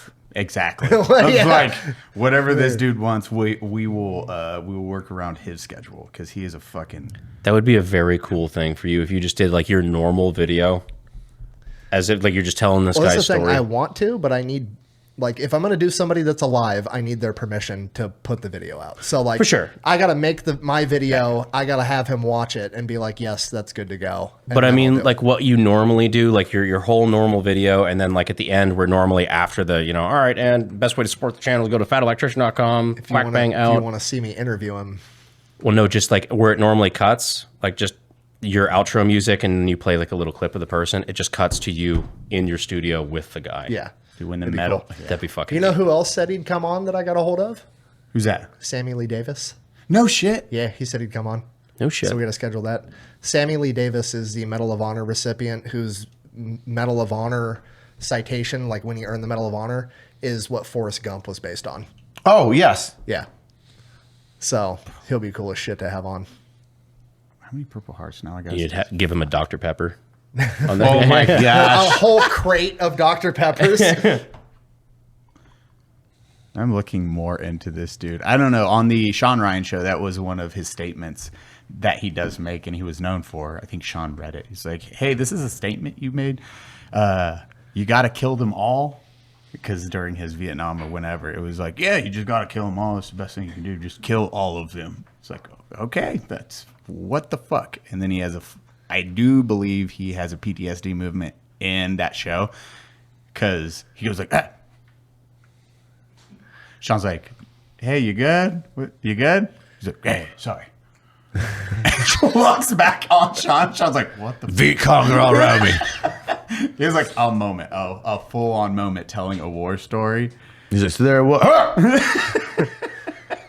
Oh shit, dude! And he wears his cowboy boots. Yeah. Nice. But his team was super nice, and this is like JTAC and CAG dudes, like Delta boys, that help him and make sure he's okay and taken care of. And they speak so highly of that dude. I'm like, that is dope. It's awesome.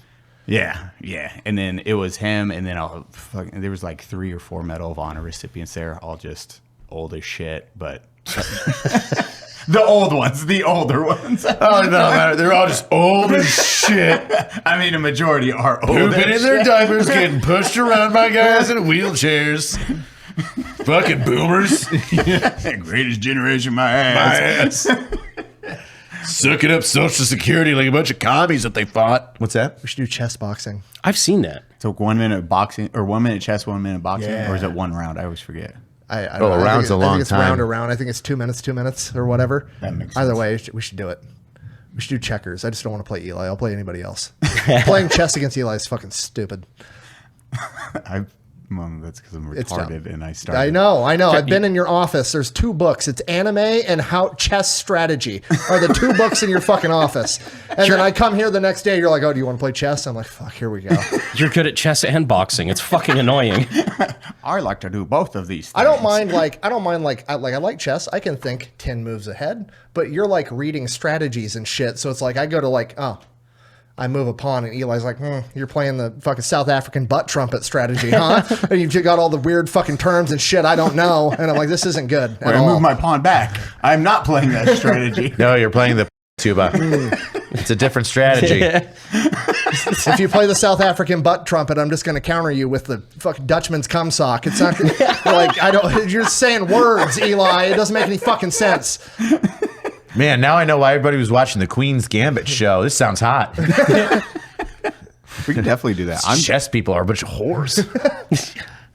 Are you gonna boxing, JD? Boxing Boxing? tomorrow, next day, I thought you said today. whenever. I wore my boxing underwear. I wore my boxing underwear is like the scariest shit. That's some of the best advice I've ever had. Always be ready to shit your pants. It's nice to know that we have limits. I know Brandon's like, from this period to this period, I just need a couple of Yeah, you're kind of left like and right limits. You're kind of like Germany after World War II. Like, there was nothing that happened between 1940 and 1955. We were all on vacation. Don't bring it up. Never ask a man his salary, a woman her age, or any German company what they were doing between 1939 and 1945. Yep. Just polite. Some would say it was quite righteous. Hey, we got Fanta out of it. Yeah. Silver linings. Fantastic. You got Hugo Boss. This is true. D-Dub, Yeah. the bug. Great road It's a system. people's car. It's a people's car. Great road system. And then, fucking, he got an MP7. That did happen. How'd you get an MP7? I had to pay a lot of money. But yeah, it was, we ended up getting, actually that video is going to go up like in time of recording in like 20 minutes. Good. But yeah, of course, that was the only video. There's a lot of videos that Cody's been in before. Just 7 minutes of Cody furiously masturbating over the top of it. Way more than like 7. that's On the what- Pepper Box cut, way more than that. It was the only video he's ever been like, can I be in that? Whenever you do it, can I be in that? He Like, drove 2 hours yes. to be in that video. Yeah, because that was when we were filming a bunch of stuff. We were batch filming stuff at Drive Tanks. So yeah, but yeah, we've got an MP7 now.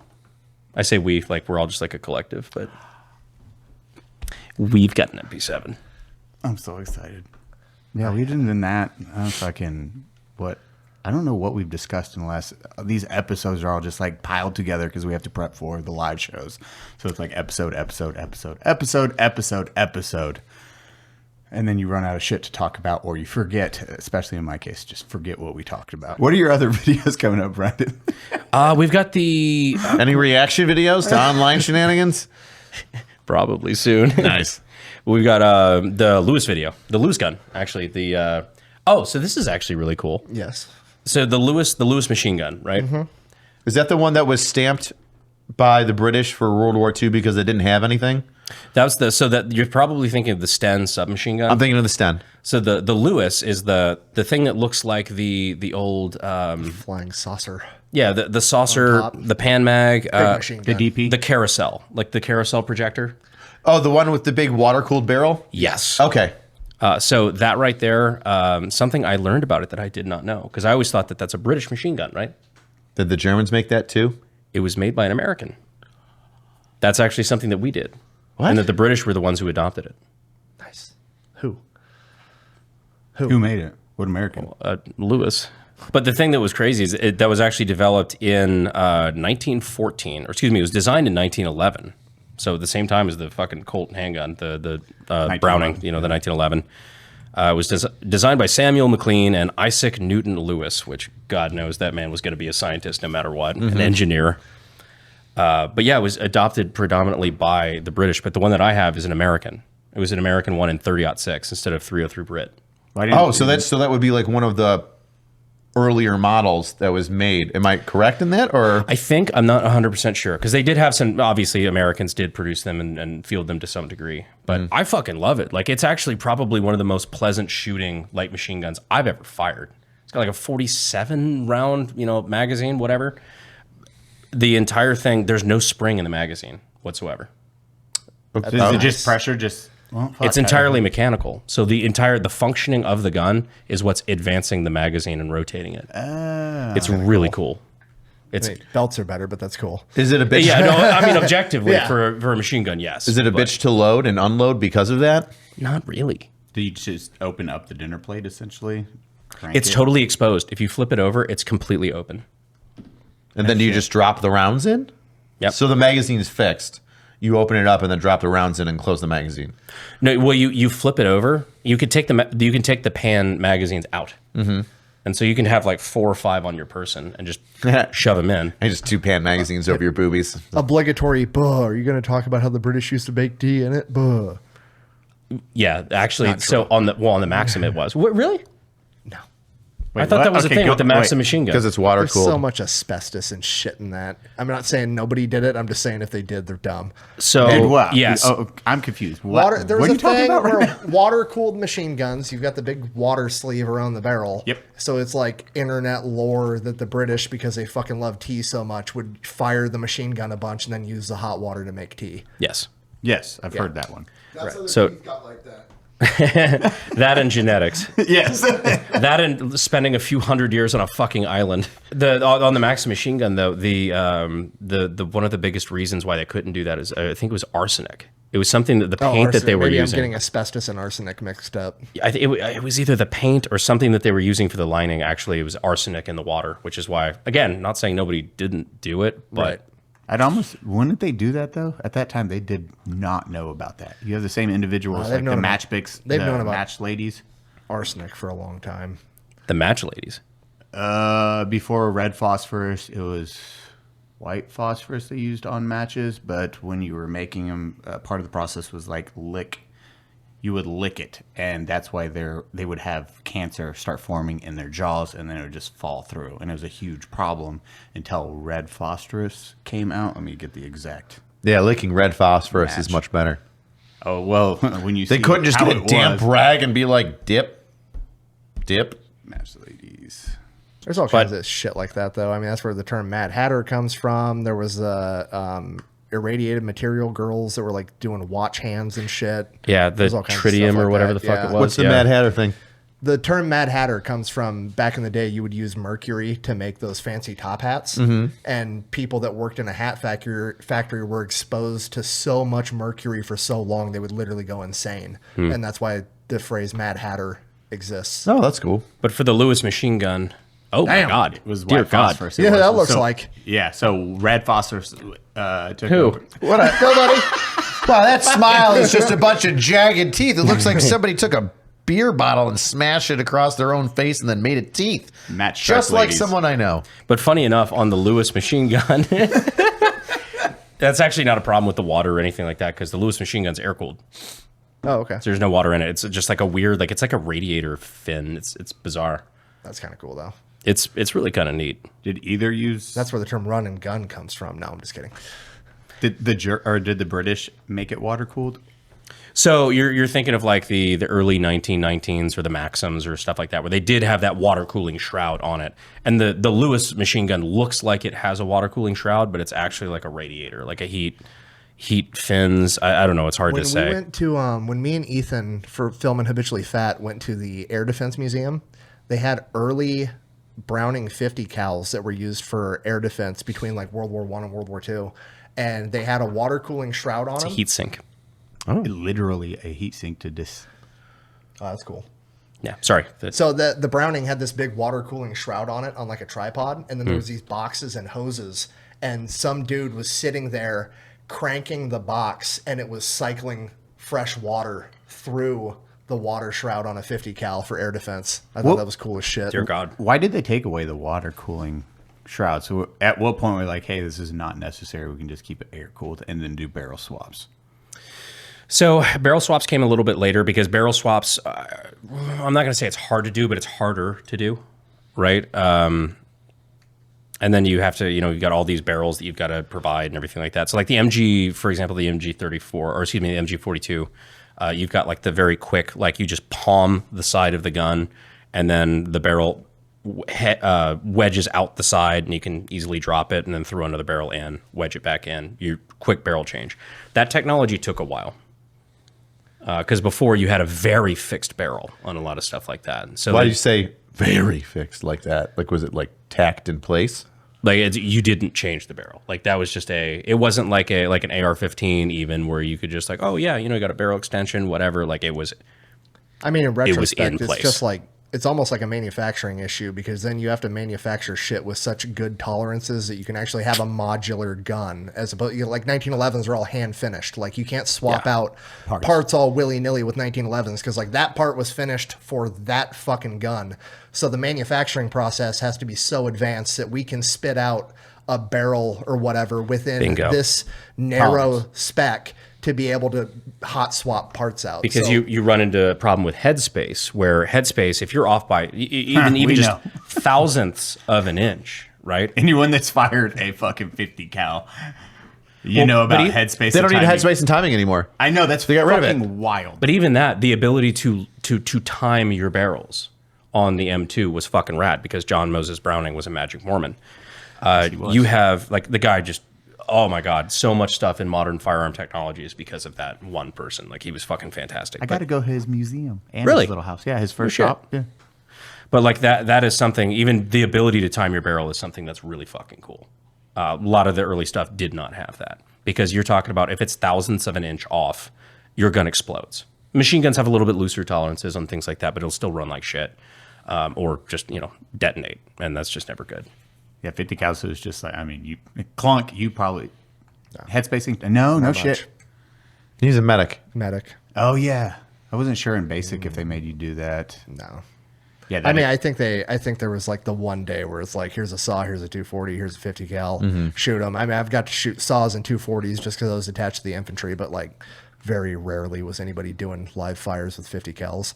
That makes sense. Those are. And when they were, it was like, we're getting the training to the infantry guys, fucking make sure this doesn't blow up in my face, have the tourniquet ready. I kind of like the ability to just headspace and time the 50. Like it's just kind of because you know what your gun likes. Like ours likes being screwed all the way in, then 3 clicks out. Like, mine too. Yeah. Yours does, dude. See, I was just about to bring that up. Yeah. I knew my headspace and timing for our 50 because it was literally all the way down and then 3 or 4 clicks out. Yeah, and if it's running real dirty or something like that, you can kind of manually adjust from there. It's great during a firefight. They jam a lot. Fucking get the gun out! Why are you headspacing your gun in a firefight? It fucks up mid-mission. Yeah. You're not just going to stop the 50. You want the 50. Right. But this is totally like news to me. Why would you be re-headspacing your gun? No, because when you go out on mission, you might get it to run. Let's say you get it to run. Now you have to go out. Chances are you might rip 1 round into the berm. That's about it. You're just doing a pop. Okay, it's good. Then you go out. And what? You can't, when you leave, especially when you're doing every day, you're going on patrols, cycles, you're not shooting the gun and doing tests every time because that is convoys of vehicles or at least 4 vehicles minimum. That's all those rounds you have to test each and every time, every day. I'm sorry. I'm still stuck on why the fuck you wouldn't at least want to function test your. You did. Your fit. One round's not. Dunk, dunk. Or you maybe a quick 3-round burst, but let's say that you got lucky on those 3 rounds. Yeah, the only time that we would test fire our weapons is if we got done cleaning them. Yep. And then like it was either we would prep it and go out there and do a test fire to make sure it worked, or it was like you don't got enough time. So tomorrow morning at 04 you're up in the truck, 06 you're going and doing the mission. You're like, hey, we put this 240 or 50 cal together yesterday after cleaning it, so we got a test fire real quick. You go, ka-chunk, buck, ka-chunk, ka-chunk, buck, click, click. Dunk, dunk, dunk, dunk. Okay, cool. We're good to go. That sounded like, hi, my name is. Like, ka-chunk. My name is ka-chunk. Fuck. ka-chunk. Slim Shady. John Moses Browning. But yeah. You want to test a whole bunch. No Mark shit. 19's anything. Just God, that's you're why rolling like, it. The thing that your entire Humvee's life depends on, that you're just fucking sending it. One of my favorite There's videos a lot of sending it. is I think an American in the early Russia-Ukraine war where his 50 goes down and he's like trying to beat it with a hammer to get it to go. And the guy, he's like, I need a fucking more rounds. No, that's what he ran out of rounds. He's like, I need more 50. And the guy below him doesn't speak very good English because obviously they're in Ukraine. And he just starts handing him AT4s. Yeah, I've seen that. He's just like, oh shit. All right, give me more ammo. Another AT4. He's like, well, fuck. Kadoom. Oh, ammo now. Oh, a third one? Not what I asked for, but it works. Yeah. These are very good substitutions. Close enough. I have seen that exact fucking video. Yeah, war's fun. Oh man, I have not seen that video. Oh, it's fucking good because he's clearly like he's chewing it up with the fucking M2. Yeah, But they he's get out up of and- ammo. He's like, okay, I need more fucking cans of 50. We have none here. Take this. Da, ammo. Here is big ammo. It's number one big ammo for you. It's like Baby Groot, just like bringing him random shit that wasn't what he asked for. He's like, Yeah. AT4? He's like, no, but Well, I think on that one, Brandon, you want to close this out? sure, I'll be Cody for the day. Thank you guys for watching the Unsubscribed podcast. I was joined today by Eli Doubletap, Rich from Angry Cops, myself, Brandon Herrera, and Nick, the Fat Electrician. Say the word we can't say. Say the word we can't say. No. And out.